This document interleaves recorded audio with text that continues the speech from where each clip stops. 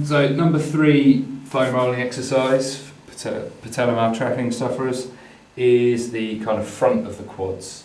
Okay, so what I'm doing here, I'm working the right quad. Okay, you can see I've got the left leg stacked back on top of it. I'm mostly on my right elbow, got a little bit of weight on my left hand.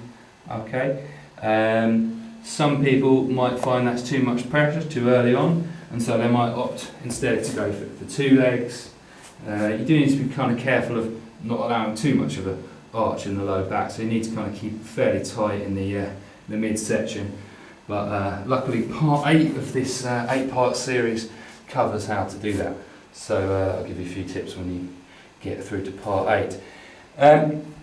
But with this one, I mean, it's fairly self-explanatory. The weight of this leg's digging in, and you're just trying to find any knot you can. Find a little rough spot, you know, go in there, dig in.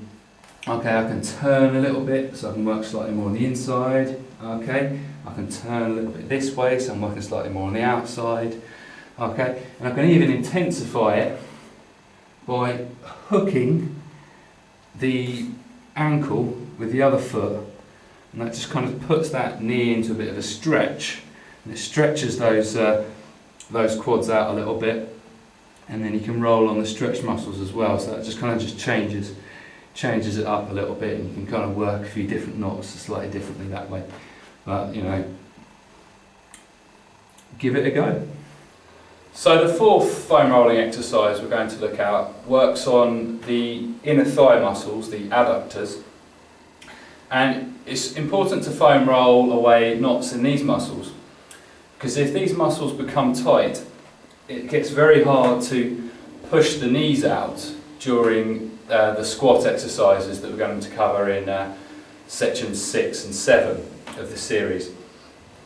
And to do the exercise, you'll need to find ideally a bench or any kind of raised surface such as a mattress, or maybe even like a sofa, and then you put your body up like this, so you're kind of balancing the entire inner thigh section on top of the roller like this, and then you kind of angle this leg here on the inside, and then push your weight through and just fish out the knots. Okay, so what this exercise does, this works on the inner quad, the vastus medialis. Now, for sufferers of patella maltracking, it's highly likely that your vastus medialis will be virtually non-existent. When I had this condition at its absolute worst, my vastus medialis, the inner quad muscle, had pretty much just wasted away to nothing.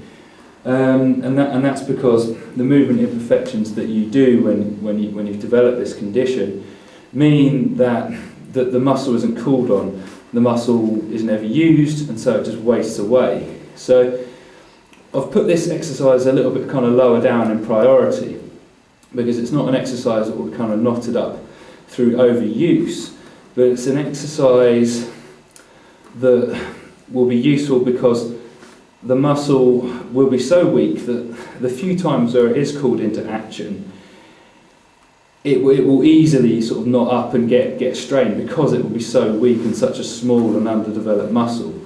The part 5 exercise, sissy squats, we will use to develop this muscle. But just to give an explanation of how this exercise works, I've got the roller at 45 degrees to the body. I've got this leg here at 45 degrees to my body, so that the leg is effectively perpendicular to the roller like this. With this hand here, I can move the roller. So here I've actually come up to the inner thigh. It's a bit like the one where we go on the bench, but it just hits it from a different angle. But then you can go down here and work that inner quad, that vastus medialis, the teardrop section, just to the above and inside of the knee. Okay, you'll notice my left foot is kind of just about off the ground, because what you're trying to do is relax this left leg and sort of allow the leg to squash itself into the roller.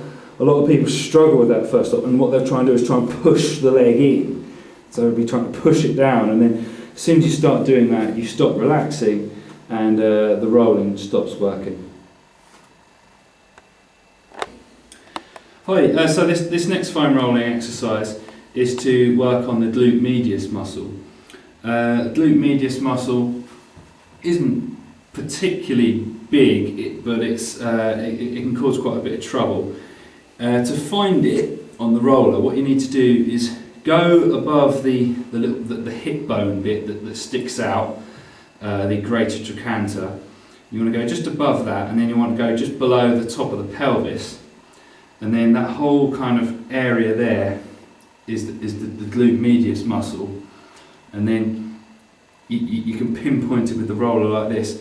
And what you'll notice, instead of rolling up and down on it, you can't really do that too much because it's not a particularly long muscle, but it's best to sort of roll your way through the channel. Kind of can see my hips going backwards and forwards, kind of around bits, and then when you do find a bit, you can do a few sort of short little rolls like that, but you're best off kind of panning around. You can even come quite far to the front here, and then you actually sort of switch less away from foam rolling the glute medius and more to kind of like the top part of the rectus femoris and a lot of the hip flexors.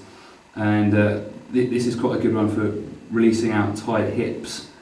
This helps, again, with the squat exercises that we do later. It helps us to push the knees out harder, which will all make sense when we get around to it.